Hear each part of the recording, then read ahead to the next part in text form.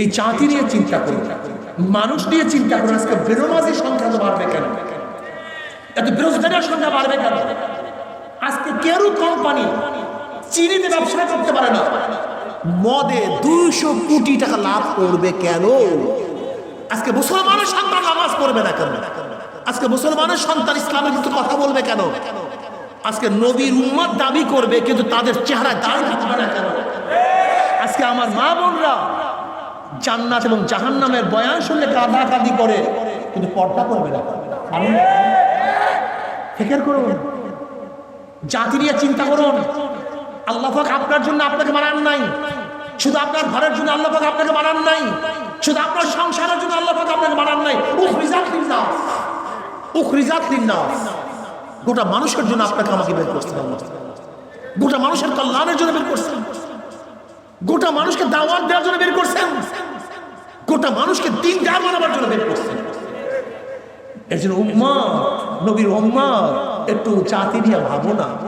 আজকে অবস্থা দেখো, মুসলমান ইসলামকে পছন্দ করে না, বরং নামধারী মুসলমান ইসলামের সবচেয়ে বড় দুশ্মন হয়ে গেছে।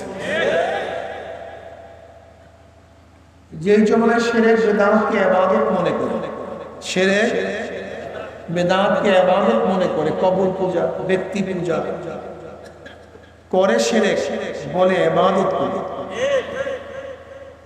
যেই জমানায় শিরক বেদাতকে ইবাদত মনে করে, আবার যা শিরক বেদাত না তাকে শিরক বেদাত মনে করে। কিছু লোক শিরক বেদাতকে, কথা বলেন না করে বলেন না, সবাই কথা বলবেন, একেবারে কথা বলবেন, হ্যাঁ না ঠিক ঠিক না, মুখ দিয়া কথা বলবেন। শিরক বেদাতকে, আবার যা শিরক বেদাত না তাকে শিরক বেদাত মনে করে। যেমন লামুজাহাবিরা ইমাম মানা, মাযহাব মানাকে শিরক মনে করে, বেদাত মনে করে। আসলে এদিকে শিরক, এদিকে বেদাত। অথচ জরুরি বিষয়কে শিরক বেদাত মনে করে। যেই জমানে আংশিক দিন পালন করেও, আংশিক দিন পালন করেও পরিপূর্ণ দিন পালন করে ঢেকুর তুলে পালন করে, আংশিক দিন দাবি করে আমার চেয়ে বড় দিনদার দুনিয়াতে নাই। সেই মুহূর্তে আল্লাহ পাক রব্বুল আলামিন আপনাকে আমাকে কোরআন ও হাদিসের মজলিস, আলেম ওলামা, মুমিন মুত্তাকিন, জাকিরিন শাকিরিনদের গুরুত্বপূর্ণ এক দামি মজলিসে আসার, বসার, বলা, শোনার তৌফিক আল্লাহ পাক দান করছেন। শুকরিয়া দান সবাই বলে আলহামদুলিল্লাহ। মাহফিলকে বন্ধ করার বহু ষড়যন্ত্র চলছিল, আজকেও চলছে। যাত্রা বন্ধ করে কোনো ষড়যন্ত্র না, এটা স্বাভাবিক হবে, এরকম এইটি বাস্তবতা। আর দিন ওয়া নাসিহা, বুখারীর মধ্যে রাওয়ায়াত আছে, নসিহাত, ওয়াজ, নসিহাতের নামই, উপদেশের নামই দিন। এই যতদিন ওয়াজ নসিহাত চলবে ততদিন দিনের বাতিও জ্বলবে। এই ওয়াজ নসিহাত উপদেশ যখন বন্ধ হয়ে যাবে দিনের বাতিও নিভে যাবে। বিশ্বাস হয় না? আপনারা এখানে যারা টুপি পড়ছেন, এই যত মানুষ টুপি পড়ছেন, জন্মগতভাবে একজনও টুপি পড়েননি। নিশ্চয়ই আপনাকে কেউ বলছে ভাই টুপি পরা সুন্নাত নাকি? ওই ব্যক্তির নসিহাতের উপদেশের কারণেই আপনি টুপি পড়ছেন। আমরা যারা দাড়ি রাখছি, জন্মগতভাবে কেউ দাড়ি রাখিয়া জন্মগ্রহণ করি নাই। কেউ আপনাকে বলছে সমস্ত নবীদের দাড়ি ছিল, আমার নবীরও দাড়ি ছিল, দাড়ি ওয়াজিব, সাবাতা বিস সুন্নাহ, দাড়ি ওয়াজিব, সুন্নাত থেকে সাবেত, হাদিস দ্বারা সাবেত।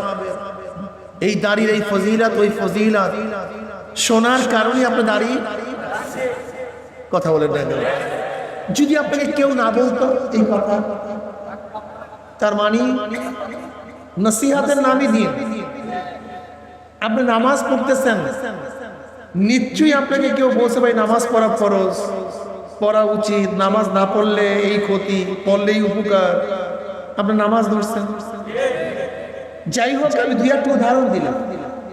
আমরা যেই কাজগুলি করি না কেন, নিশ্চিত কাজ থেকে আপনি কাজগুলি শুনছেন, এই আমলগুলি শুনছেন।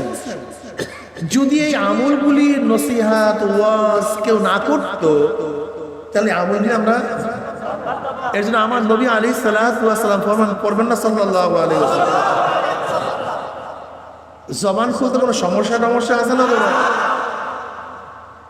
আমার নবীকে আল্লাহ পাক এত বেশি মহব্বত করেন, ভালোবাসেন, আপনার নবীর উপরে দুরূদ পড়বেন একবার, আমার মাওলার রহমত নাজিল করবে 10 বার। এর জন্য নবী আলাইহিস সালাতু পড়েন না কেন সাল্লাল্লাহু আলাইহি ওয়াসাল্লাম, একটু দুরূদ পড়িয়েন। এখানে আসছে কিছু কামাই করার জন্য, নেকি কামাই করার জন্য। নেকি কামাই করবে না এখানে আসছেন কেন? বেহুদা এসে ব্যবসা করেন গিয়ে, ওই দেখেন না এখন গিয়ে দেখেন কত মানুষ ব্যবসার মধ্যে লিপ্ত, কত মানুষ এই বাজারে গিয়ে দেখেন না কত মানুষ লিপ্ত, ওরা দুনিয়ার কাজেই ব্যস্ত থাকবে। আর এখানে কিছু লোক আছে একসময় ব্যবসা করছে, এখন আবার দিনের কাজে চলে আসছে, নেকি কামাই করার জন্য চলে আসছে, আখিরাতে ব্যবসা করার জন্য হাজির হয়ে গেছে। এইভাবেই কেউ দুনিয়ার পাগল, কেউ আখিরাতের পাগল। কি কথা ঠিক না? যাই হোক,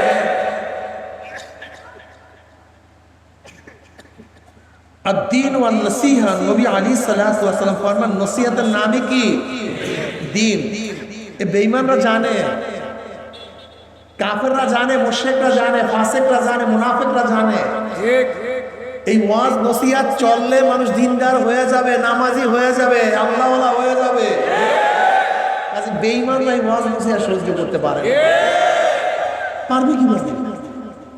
ওরা চায় মানুষ মদ্যপায়ী হোক, গাঁজাখোর হোক, ওরা ধর্ষক হোক, খুনি হোক, লুটারা হোক, ডাকাত হোক, বদমাশ হোক, এ তো ওদের পোয়া ভারী হবে। ওরা চায় না মানুষ দিনদার হোক, নেককার হোক। যাই হোক, এরপর আল্লাহ পাক রব্বুল আলামিন সুন্দর একটা পরিবেশ করছেন, আমরা শুকরিয়া আদায় সবাই বলে আলহামদুলিল্লাহ। এই মাজলিস অনেক গুরুত্বপূর্ণ, অনেক দামি। জিকিরের মাজলিস এত দামি, এত গুরুত্বপূর্ণ, আমি সবসময় জিকিরের মাজলিসকে ধোলাই কারখানা বলি। ধোলাই কারখানা যখন জামা কাপড় দেয়া হয়, জামা কাপড়গুলি ময়লা, কিন্তু যখন কারখানাওয়ালা ফেরত দেয় পরিষ্কার, ময়লার কোনো চিহ্নও থাকে না। কথা ঠিক না? এখানে ঢুকছিলাম গুনাহ নিয়ে, গুনার ময়লা নিয়ে, আল্লাহ পাক কবুল করলে মাজলিস থেকে বের হয়ে যাব গুনাহ সাফ করিয়া, পরিষ্কার। বুখারীর মধ্যে দীর্ঘ এক riwayat আছে, জিকিরের মাজলিসকে কেন্দ্র করে আল্লাহ পাক ফেরেশতাদের সাথে বিভিন্ন প্রশ্ন এবং জবাব দেওয়ার পর সিদ্ধান্ত দেন, উশহিদুকুম আন্নী কাদ গাফারতু লাহুম। ফেরেশতারা সাক্ষী থাক, গোটা মাজলিসের বান্দাদের গুনাহ খাতা আমি সব মাফ করে দিচ্ছি। এই যে একবার সুবহানাল্লাহ পড়ছেন, পড়ার সাথে সাথে আমলনামায় 1000 নেকি লেখা হয়ে গেছে, 1000 গুনাহ ঝরে গেছে। ইন্নাল হাসানাতি ইউযহিবনাস সাইয়্যাত, নেকি গুনাহকে এমন ভাবে মিটায়া দেয় মনে হয় যেন এই ব্যক্তি কোনোদিন গুনাহই করেনি। যেরকম ময়লা কাপড় ভালো মতো যদি ধোলাই করা হয় মনে হয় যেন কোনোদিন ময়লাই লাগে না, নাকি ভাই? ময়লা কাপড়কে ভালো মতো ধোলাই করলে মনে হয় যেন কোনোদিন ময়লাই লাগে নাই। ঠিক তওবার পানি দিয়ে যদি ভালো মতো গুনাহকে ধোলাই করা হয়, নেকির পানি দিয়ে যদি গুনাহকে ধোলাই করা হয় মনে হয় যেন কোনোদিন গুনাহই করে নাই। এর জন্য এই মাজলিস হলো ধোলাই কারখানা। দুনিয়ার ধোলাই কারখানায় কাপড় ধোলাই করা হয়, আর আখিরাতের ধোলাই কারখানায় গুনাহ ধোলাই করা হয়। আল্লাহ যেন আমাদের সবাইকে গুনাহ মাফ করাই এখান থেকে বিদায় দেয়। আল্লাহুম্মা আমিন। আমি সংক্ষিপ্ত কিছু আলোচনা করব, খুব খেয়ালের সাথে কথা শোনা চাই, ঠিক না ভাই? দেখেন, আমরা মুসলমানরা বিভিন্ন মতের, বিভিন্ন পথের, আর কোনো শেষ নাই। এই পথ আর মত যে কত আছে এর কোনো শেষ নাই, কোনো সীমা নাই। এক একজনের বুঝ এক এক ধরনের, যে যেইভাবে বুঝছে সেইভাবে মানছে। আর এই বুঝটা সবচেয়ে দাম, বুঝের চেয়ে দামি কোনো জিনিস নেই। এই বুঝের কারণেই মানুষ আস্তিক, এই বুঝের কারণেই মানুষ নাস্তিক, এই বুঝের কারণেই মানুষ মুসলমান, এই বুঝের কারণেই মানুষ খ্রিস্টান, এই বুঝের কারণেই মানুষ হিন্দু, ইহুদি। এই বুঝের কারণেই কেউ নামাজ পড়ে, কেউ নামাজ ছাড়ে। এই বুঝের কারণেই কেউ দুধ বিক্রি করে মদ পান করে, আর কেউ মদ বিক্রি করে দুধ পান করে। কি কথা ঠিক না? সব কিছুর পিছনে কি? বুঝ। আর এই বুঝ দেন কে? নবী আলাইহিস সালাতু ওয়াস সালাম ফরমান, মাইয়ুরিদিল্লাহু বিখাইরিন ফাকহু ফিদ্দীন। আল্লাহ পাক যাকে পছন্দ করেন তাকে দ্বীনে বুঝ দান করেন, আর যাকে আল্লাহ পাক পছন্দ করেন না, গোটা নবীর ইচ্ছা করলেও তাকে কেউ বুঝাতে পারবে। বুঝ দেওয়ার মালিক কে? আল্লাহ। এই বুঝ সবচেয়ে দামি, এর চেয়ে দামি কোনো জিনিস নেই। দেখেন এই বুঝের কারণে মানুষ নাস্তিক, যারা মনে করছে যে স্রষ্টা বলতে কেউ নেই, এমনি এমনি সব কিছু সৃষ্টি হয়ে গেছে, তারা কি হয়ে গেছে? নাস্তিক হয়ে গেছে। যারা মনে করে না এর পিছনে স্রষ্টা আছে, স্রষ্টা ছাড়া সৃষ্টি হয় না, তারা আস্তিক হয়ে গেছে। কথা বল। যারা মনে করে স্রষ্টা একজন না তিনজন, স্রষ্টা কয়জন? একজন না তিনজন। আল্লাহ একজন, ঈসা একজন, এবং মারিয়াম আলাইহিস সালাতু ওয়াস সালাম একজন। এরকম যারা মনে করে, এই বুঝ যাদের মধ্যে পয়দা হয়েছে তারা খ্রিস্টান হয়ে গেছে। কি হয়ে গেছে? যারা মনে করে না স্রষ্টা দুইজন, আল্লাহ একজন, উযাইর ইবনুল্লাহ, আল্লাহ তো আছে আর উযাইর তার সন্তান। আর জাত জাতি হয়, জাত কি হয়? জাত হয়। আমার সন্তানের সমস্ত জাত আমারই হয়। কলা গাছের গোড়ার থেকে কি হয়? কলা গাছই হয়। বাঁশের থেকে একই জাত, জাতের থেকে কি বের হয়? একই জাত বের হয়। তা আমার সন্তান থেকে বের হয় সেটাও কি? একই জিনিস, আমারই সন্তান।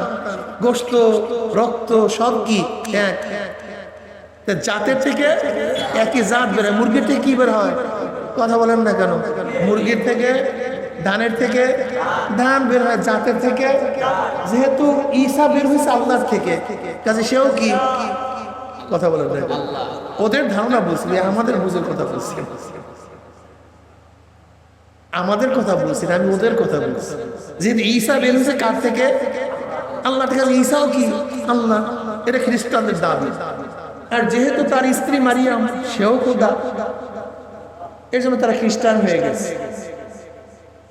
ইহুদিরা মনে করে না, তার একজন ছেলে আছে উযাইর, সে আল্লাহর পুত্র, যেহেতু আল্লাহর পুত্র সেও কি? আল্লাহ। এই বুঝের কারণে তারা ইহুদি হয়ে গেছে। হিন্দুরা মনে করে না স্রষ্টা একজন, কিন্তু সমস্ত ক্ষমতার মালিক তিনি নন। ক্ষমতা কি হয়ে গেছে? ভাগ হয়ে গেছে। সূর্যের ক্ষমতা একজনের কাছে, চন্দ্রের ক্ষমতা একজনের কাছে, পানির ক্ষমতা আরেকজনের কাছে, বাতাসের ক্ষমতা আরেকজনের কাছে, ভালো মন্দের ক্ষমতা আরেকজনের কাছে, বিদ্যা বুদ্ধির ক্ষমতা আরেকজনের কাছে, ধনী বানাবার ক্ষমতা গণেশের কাছে, বিদ্যা বৃদ্ধি দেওয়ার ক্ষমতা সরস্বতীর কাছে, ঝোলা ফলেরা বসন্ত দিয়ে বাঁচাবার ক্ষমতা কালীর কাছে। কথাটা বুঝতে পারি। হিন্দুরা এত পূজা করে কেন? এত দেবদেবী কেন জানেন? না রে ভাই, হিন্দুদের এত দেব দেবীর কারণ হলো ক্ষমতা বিকেন্দ্রীকরণ হওয়ার কারণে। আমি যদি সরস্বতীকে পূজা করতে পারি, আরাধনা করে সন্তুষ্ট করতে পারি, তাহলে আমি বিদ্বান হয়ে যাব। যেহেতু ধনী বানাবার গরিব বানাবার ক্ষমতা গণেশের কাছে, আমি যদি গণেশকে পূজা করে, আশ্রা করে, তাকে তপস্যা করে সন্তুষ্ট অর্জন করতে পারি, তাহলে আমি কি হয়ে যাব? ধনী হয়ে যাব। এই বিশ্বাসের কারণেই কিন্তু তারা কি করে? এই মূর্তির কাছে মাথা নত করে। ঠিক এই বিশ্বাস থেকে আমাদের মধ্যে একদল মানুষের বিশ্বাস চলে আসছে যে অমুকের কাছে গেলে আমি বাচ্চা পাবো, অনিকের কাছে গেলে আমি চাকরি পদোন্নতি পাবো, অমুকের কাছে গেলে আমি ভালো হয়ে যাব, কবরের কাছে গেলে আমি সব কিছু বাস পেয়ে যাব। এবং তারা কি মনে করে যে জান্নাতে দেওয়ার মালিক কি? ওই ব্যক্তি। যদি আমি আমার বাবাকে সন্তুষ্ট করতে পারি তাহলে আমি জান্নাতে চলে যাব, আর তাকে অসন্তুষ্ট করলে জাহান্নামে চলে যাব।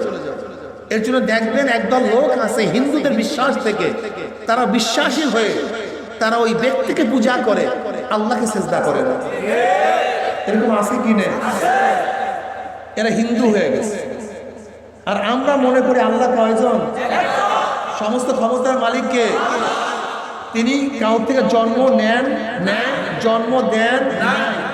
সমস্ত ক্ষমতার একচ্ছত্র মালিক তিনি। কুল হুয়াল্লাহু আহাদ আল্লাহুস সামাদ লাম ইয়ালিদ ওয়া লাম ইউলাদ ওয়া লাম ইয়াকুল লাহু কুফুয়ান আহাদ।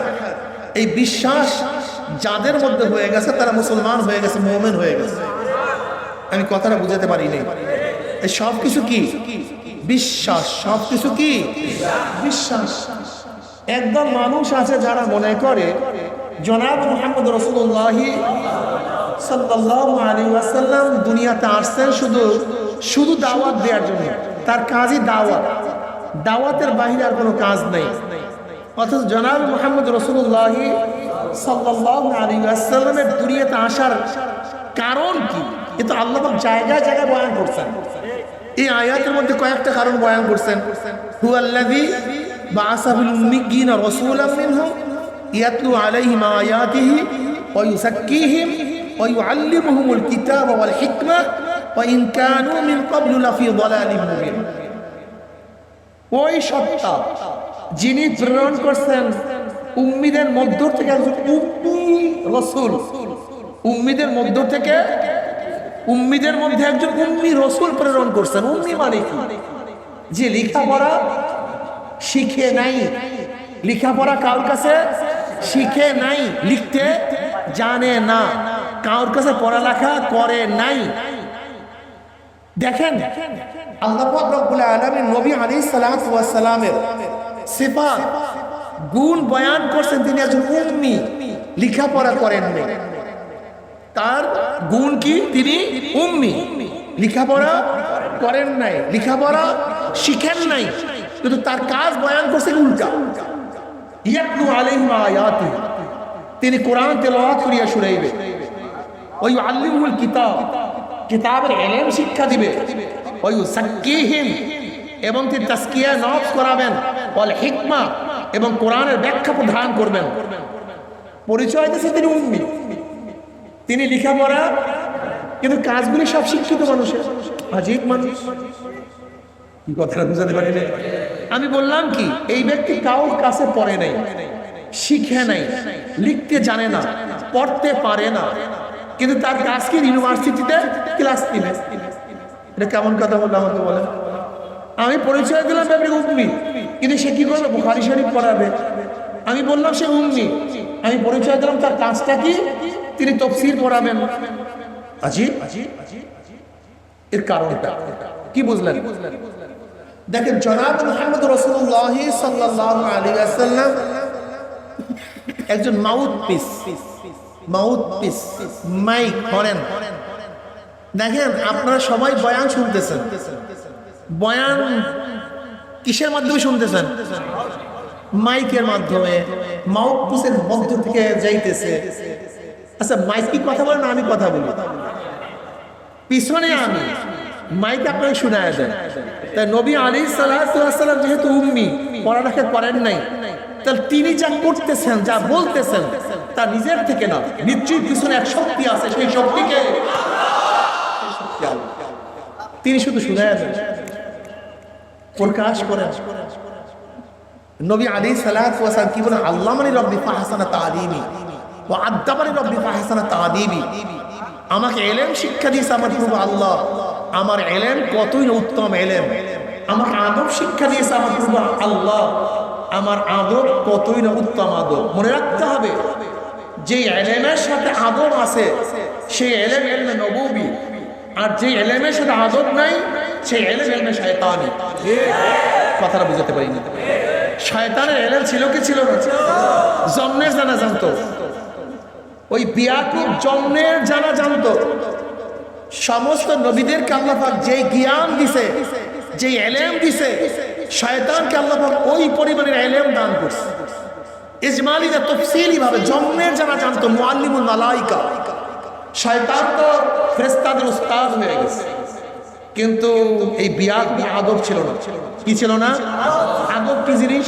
আদব কাকে বলা হয়?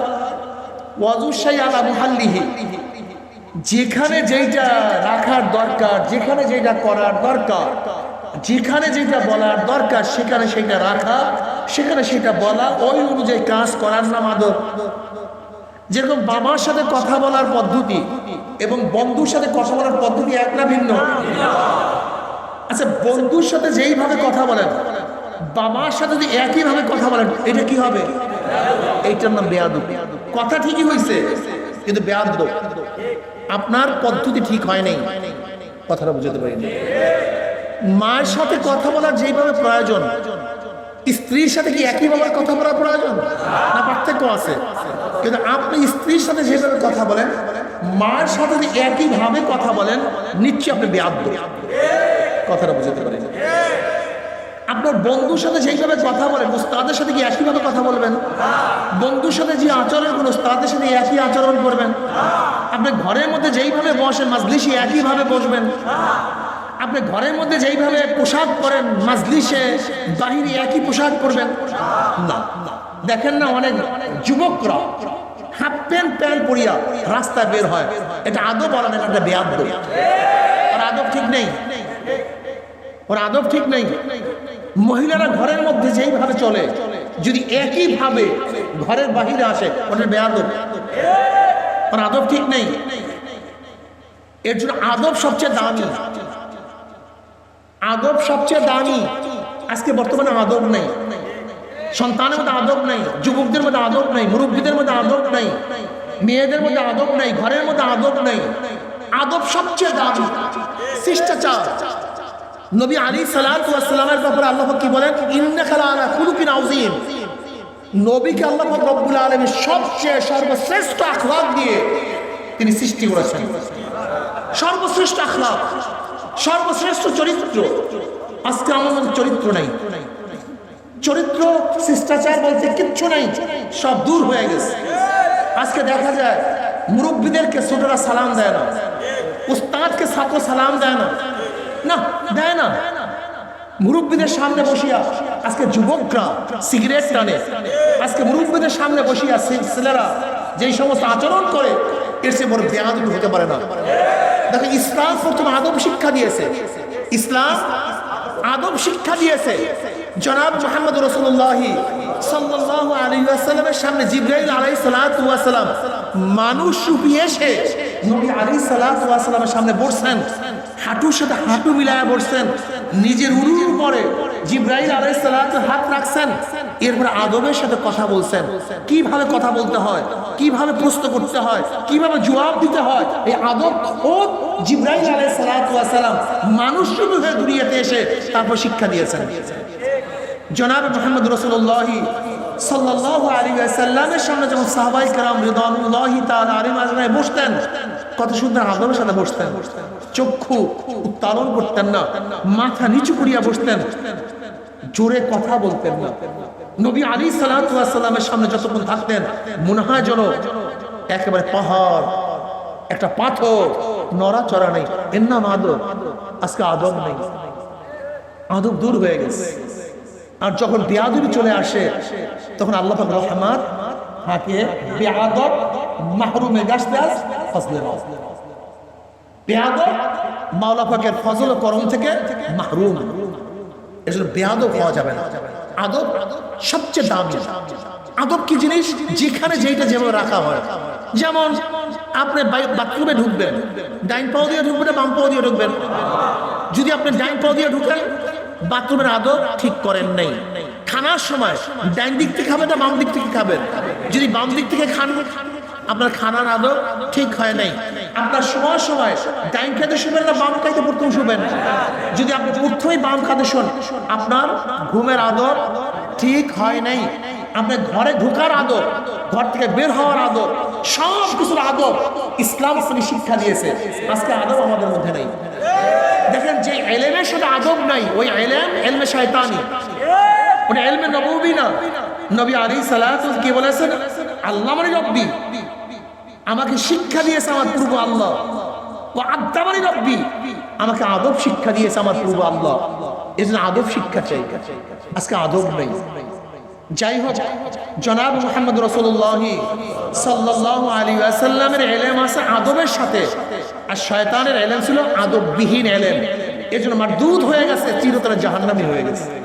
জনাব মুহাম্মদ রাসূলুল্লাহ সাল্লাল্লাহু আলাইহি ওয়াসাল্লামকে আল্লাহ পাক উম্মি হিসেবে দুনিয়াতে প্রেরণ করেছেন। কিন্তু এত খ্যাতমত নিছেন, গোটা দুনিয়ার যত জ্ঞানী আছে সমস্ত জ্ঞানীরা স্বীকার করতে বাধ্য হয়েছে নবী মুহাম্মদের চেয়ে জ্ঞানী গোটা দুনিয়াতে না আগে ছিল, না তার জমানায় ছিল, না কোনোদিন পরে আসবে। জনাব মুহাম্মদ রাসূলুল্লাহ সাল্লাল্লাহু আলাইহি ওয়াসাল্লামকে আল্লাহ প্রেরণ করেছেন, হুয়াল্লাযী বাআসা মিন উম্মিয়িনা রাসূলাম মিনহুম। রসুল, রসুল এবং নবীর মধ্যে পার্থক্য আছে কি নেই? কেউ বলে পার্থক্য নাই। যারা বলে পার্থক্য নেই তারা কি বলেন? ইসলামী উম্মাতের জন্য, উম্মাতের সংশোধনের জন্য যারা আসছে এরা নবীও রসুল। কিন্তু তাদের উপরে কোরআন ইশকাল তুলে, প্রশ্ন তুলে, তোমার কথা ঠিক না, ওমা আরসালনা মিন ক্বাবলিকা মিন রাসূলিন ওয়ালা নাবিয়্যিন। এখানে মাতুফ আলাই মুগায়্যির হয়, একে অপরের বিপরীত হয়। তার মানে রসুল এবং নবীর মধ্যে পার্থক্য অবশ্যই আছে। জায়েদুন বকর, আমার কাছে আসছে জায়েদ এবং বকর। জায়েদ এবং বকর এক জিনিসটা ভিন্ন জিনিস। মাতুফ আলাই কি হয়? একে অপরের কি হয়? বিপরীত হয়। তাই নিশ্চয়ই আল্লাহ পাক রব্বুল আলামিন বলেন, ওমা আরসালনা মিন ক্বাবলিকা মিন রাসূলিন ওয়ালা নাবিয়্যিন। কাজী মাতুফ আলাই অবশ্যই নবী এবং রাসূল কি না? এক না। কেউ বলতেছেন যে নবী এবং রাসূলের মধ্যে পার্থক্যতা আছে, পার্থক্যটা কি? কেউ বলে যাদের উপর নতুন কিতাব আসছে তারা রাসূল, আর যাদের উপর নতুন কিতাব আসে নাই তারা নবী। যারা শরীয়তের প্রবক্তা তারা রাসূল, আর যারা শরীয়তের প্রবক্তা না তারা কি? নবী। অর্থাৎ নতুন শরীয়ত যারা জারি করে তাদেরকে রাসূল বলা হয়, আর যারা নতুন শরীয়ত জারি করে না তাদেরকে নবী বলা হয়। অথচ আল্লাহ পাক কানা রাসূল কানা নাবিয়্যা ওয়া রাসূলা। হযরত ইসমাঈল আলাইহিস সালাতু ওয়াস সালাম, হযরত ইসমাঈল আলাইহিস সালাতু ওয়াস সালাম কে আল্লাহ পাক রব্বুল আলামিন কি বলেন? কানা রাসূলান নাবিয়্যা, তিনি রাসূল এবং কি নবী। অথচ ইসমাঈল আলাইহিস সালাতু ওয়াস সালাম শরীয়তের প্রবক্তাও ছিলেন না এবং কিতাবদারিও ছিলেন না, অথচ কোরআন তাকে কি বলছে? রাসূল বলছে। এখন পার্থক্যটা এইটা মনে রাখবেন। এতক্ষণ বয়ান মনে রাখার দরকার নেই, অনেকে বুঝবেও না, বোঝার দরকারও নেই। কিন্তু এখন যে বয়ানটা করব এটা কিয়ামত পর্যন্ত মনে রাখবেন। নবী এবং রাসূলের মধ্যে পার্থক্য।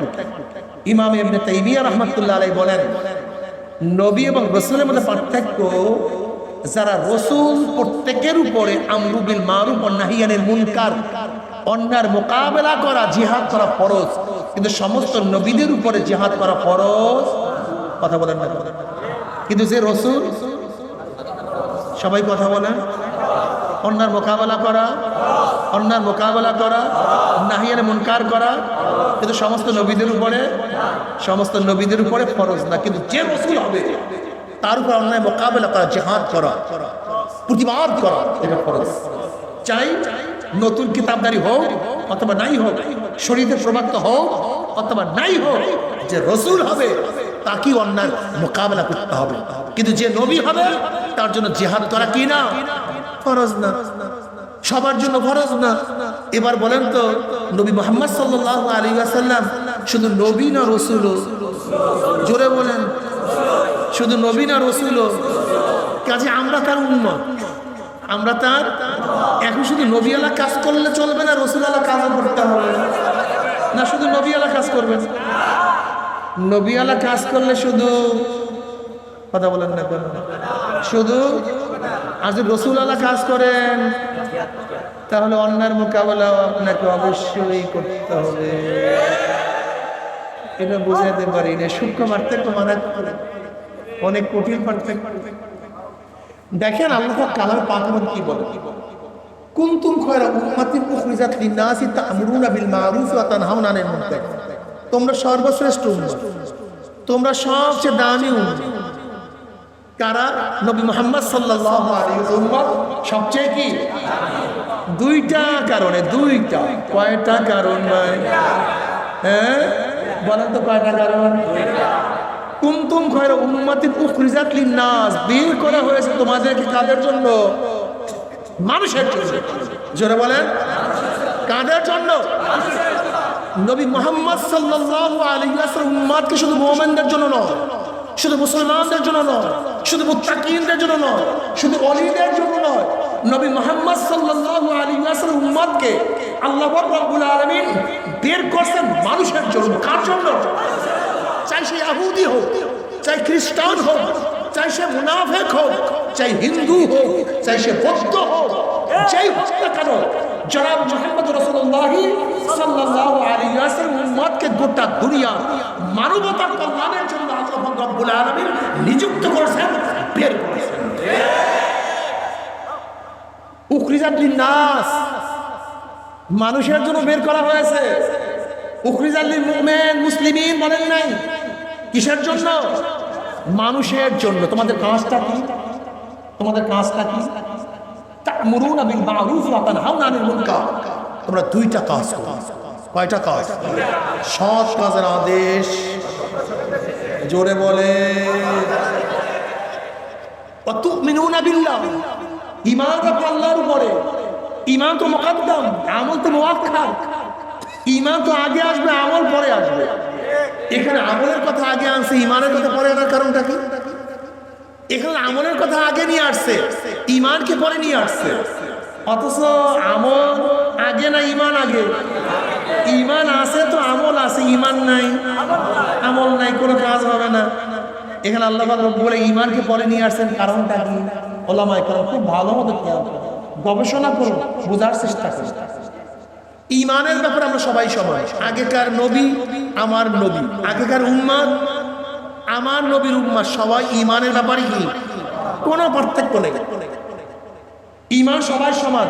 আদম আলাইহিস সালাতু আল্লাহকে আল্লাহ কয়জন মানছেন?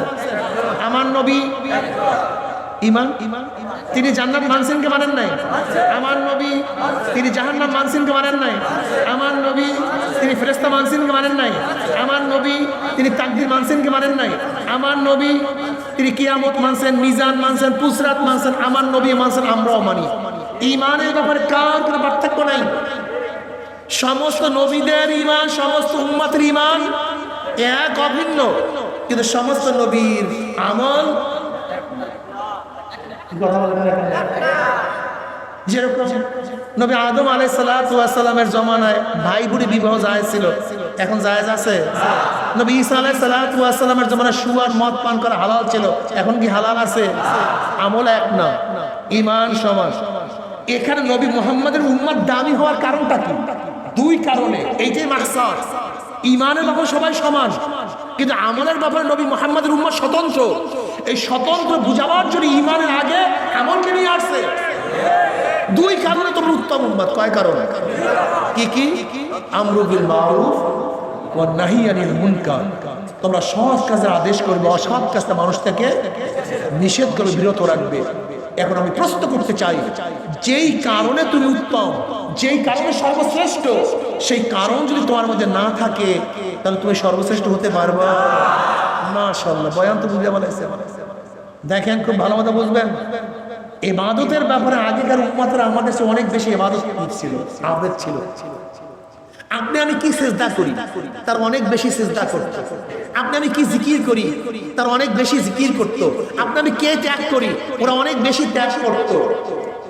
এত ত্যাগ করতো, এত ইবাদত করতো যে সারা দিন কিছুই খাইতো না, কয়েকদিনে কিছু খাইতো। আগেকার যেমন উম্মতেরা এরকম ইবাদত করতে করতে হাড্ডি সার হয়ে যাইতো, এরকম হাড্ডি সার। বিবাহ করতো না, জঙ্গলে থাকতো, গির্জার মধ্যে থাকতো, কোনো সময় বের হইতো না, এত ইবাদত করতো। তারপরও তাদের চেয়ে আমাদের উত্তম উম্মত হওয়ার কারণটা কি? যদি সিজদার কারণে, জিকিরের কারণে, তালিমের কারণে, তাহলে ওরাও তো উত্তম, আমরা উত্তম হবো কেন? না, ওই কারণে আমরা উত্তম উম্মত না। ওইটা ঠিক আছে, কিন্তু স্পেশালিটি কি, স্বতন্ত্রতা কি? আমাদের মধ্যে দুইটা জিনিস, আমরু বিল মারুফ ওয়া নাহি আনিল মুনকার।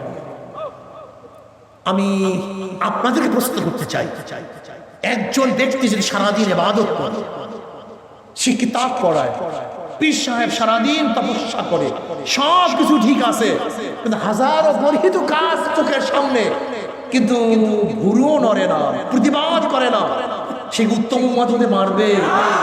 মাশাআল্লাহ, ফসল বুঝে গেছে। মাশাআল্লাহ, একটা ক্লিয়ার, কোনো সন্দেহ নাই।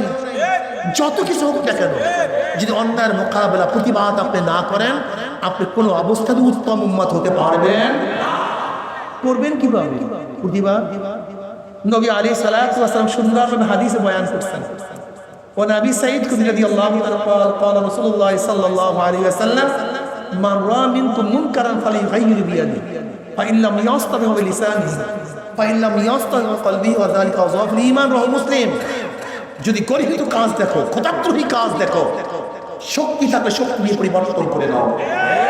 যেরকম সন্তান যদি খারাপ কাজ করে, এখানে নসিহত না, বাবা ফেরো করিও না, শক্তি প্রয়োগ করো। কি প্রয়োগ করো? মেয়ে যদি খারাপ কাজ করে কি প্রয়োগ করো? শক্তি দিয়ে পরিবর্তন করে দাও। যদি ছাত্র খারাপ কাজ করে নসিহত করবে না, শক্তি প্রয়োগ করবা। স্ত্রী যদি খারাপ কাজ করে শক্তি প্রয়োগ করবে না, নসিহত করবা। আমাদের প্রাইম মিনিস্টার যদি বাংলাদেশের মানুষ খারাপ কাজ করে নসিহত করবে না, বরং শক্তি দিয়ে পরিবর্তন করে দিবে। খালি খাইয়ুল বিয়াদি। যদি শক্তি থাকে শক্তি দিয়ে পরিবর্তন করে দাও। যদি সেই শক্তি না থাকে তাহলে নবী আলাইহিস সালাতু ওয়াস সালাম ফরমান, মুখ দিয়ে এমন ভাবে বলো যেন পরিবর্তন হয়ে যায়। মুখ দিয়ে এমন ভাবে বলো, বলতে থাকো যেন পরিবর্তন হয়ে যায়। পরিবর্তন হয় না? মনে আছে ফতুয়া বিরোধী আইন মুখ খোলার কারণে বাস্তবায়ন করতে? টেনিস মূর্তি হাইকোর্টের সামনে বসাবে মুখ খোলার কারণে? কথা বলেন না কেন?